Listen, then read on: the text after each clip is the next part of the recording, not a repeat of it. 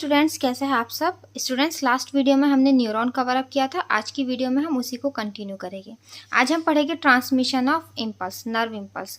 ठीक है, तो जो नर्व इम्पल्स ट्रांसमिट होते हैं, इम्पल्स जो ट्रांसमिटेड होते हैं, किसके थ्रू ट्रांसमिट होते हैं? न्यूरॉन्स के थ्रू ट्रांसमिट होते हैं।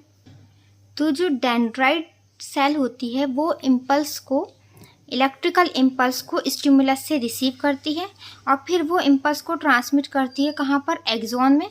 और फिर इम्पल्स जो है एक्सॉन से कहाँ पर जाते हैं? एक्सॉन एंडिंग में।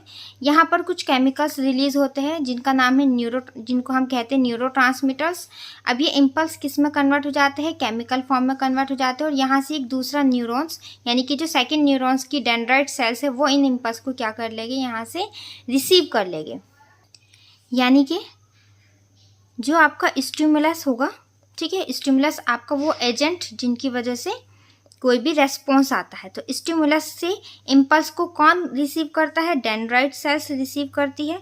ठीक है, डेंड्राइट्स क्या करता है? इम्पल्स को स्टिमुलस से रिसीव करता है इलेक्ट्रिकल फॉर्म में, इलेक्ट्रिकल इम्पल्स से। फिर कहाँ जाते हैं? ये जाते हैं उसके बाद सेल बॉडी में, और सेल बॉडी से एक्सॉन, एक्सॉन के बाद ये जाएगी एक्सॉन एंडिंग में, एक्सॉन एंडिंग। अब जैसे ही इम्पल्स चले जाएगी एक्सॉन एंडिंग में, ट्रांसमिट हो गए, यहाँ पर न्यूरोट्रांसमीटर्स यानी कि केमिकल रिलीज होगा और ये इलेक्ट्रिकल इम्पल्स कन्वर्ट हो जाएगी केमिकल इम्पल्स में।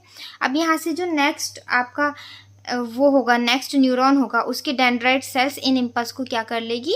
रिसीव कर लेगी। यानी कि देखिए, जैसे कि ये न्यूरॉन है, ये इसकी क्या है? डेंड्राइट सेल है। डेंड्राइट सेल ने इम्पल्स कैसे लिए? इलेक्ट्रिकल फॉर्म में लिए। फिर ये सेल बॉडी में आए एक्सॉन, और एक्सॉन के बाद ये आ गया एक्सॉन एंडिंग। यहाँ पर किस फॉर्म में आए? केमिकल फॉर्म में आए। फिर इसके बाद ये दूसरा न्यूरॉन होगा, इसकी जो डेंड्राइट सेल है ये इन इम्पल्स को क्या कर लेगी? यहाँ से रिसीव कर लेगी। और इस तरह से ये होते होते कहाँ तक चले जाएगी? ये चले जाएगी सेंट्रल नर्वस सिस्टम तक, यानी कि सेंट्रल नर्वस सिस्टम, ब्रेन या फिर स्पाइनल कॉर्ड। तो इस तरह से आपके जो सेंसरी न्यूरॉन्स है वो इम्पल्स लेकर जाते हैं। कहाँ लेकर जाएगी? वो जो भी आपका सेंस ऑर्गन होगा वहाँ से सेंट्रल नर्वस सिस्टम तक। मोटर न्यूरॉन इम्पल्स को लेकर आते हैं सेंट्रल नर्वस सिस्टम से इफेक्टर तक। ठीक है, इस तरह से आपकी बॉडी में क्या होता है? रेस्पॉन्स होता है। ठीक है, तो अब हम समझते हैं न्यूरोट्रांसमीटर्स क्या होते हैं। अब न्यूरोट्रांसमीटर्स की अगर बात करें तो न्यूरोट्रांसमीटर्स कुछ केमिकल्स होते हैं जो कहाँ सिक्रीट होते हैं? एक्सॉन एंडिंग, यानी कि एक्सॉन टर्मिनल पर सिक्रीट होते हैं। ठीक है, और ये इम्पल्स को ट्रांसमिट कराते हैं नेक्स्ट न्यूरॉन्स तक। तो ये फर्स्ट न्यूरॉन से सेकेंड न्यूरॉन यानी कि नेक्स्ट न्यूरॉन तक जो इम्पल्स ट्रांसमिट होते हैं वो न्यूरोट्रांसमीटर्स के थ्रू हो गए। जैसे कि कुछ मोस्ट कॉमन न्यूरोट्रांसमीटर्स के हम एग्जाम्पल्स देखते हैं। एसिटाइल कोलिन,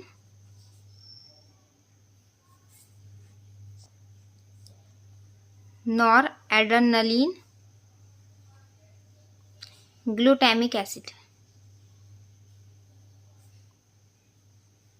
ठीक है, अब देखिए, जैसे कि आप इस डायग्राम को समझिए। यहाँ पर क्या है आपके पास? ये सेंसरी न्यूरॉन है, यानी कि सेंसरी न्यूरॉन जो इम्पल्स लेकर जा रहा है। अब जैसे ही ये एक्सॉन की टर्मिनल पर आएंगे तो यहाँ पर क्या होगा? यहाँ पर रिलीज होंगे केमिकल सब्सटेंस, यानी कि न्यूरोट्रांसमीटर्स केमिकल्स रिलीज करेंगे। ठीक, अब ये देखिए, दो न्यूरॉन के बीच का जो गैप है क्या कहलाता है? वो गैप कहलाता है आपका साइनेप्स। दो न्यूरॉन के बीच का गैप क्या कहलाता है? साइनेप्स। ठीक है, अब इसी तरह से मान लीजिए ये क्या है? ये डेंड्राइट से नेक्स्ट न्यूरॉन का, यहाँ पर ये इम्पल्स फिर से इलेक्ट्रिकल फॉर्म में, यानी कि डेंड्राइट से इन इम्पल्स को क्या कर लेंगे? फिर से रिसीव कर लेंगे। इसी तरह से ये पाथवे चलता रहेगा और ये इम्पल्स कहाँ तक चले जाएगा? आपके सेंट्रल नर्वस सिस्टम तक। तो जैसे कि मैंने आपको बताया स्टूडेंट, साइनेप्स क्या होता है? साइनेप्स एक गैप होता है दो न्यूरॉन का, gap between two connecting neurons. ठीक है, दो न्यूरॉन्स के बीच के गैप को हम क्या बोलते हैं? साइनेप्स बोलते हैं। साइनेप्स में आपकी तीन पार्ट होगा, यानी कि synapse consist of parasympathetic synaptic knob, post synaptic depression and synaptic cleft.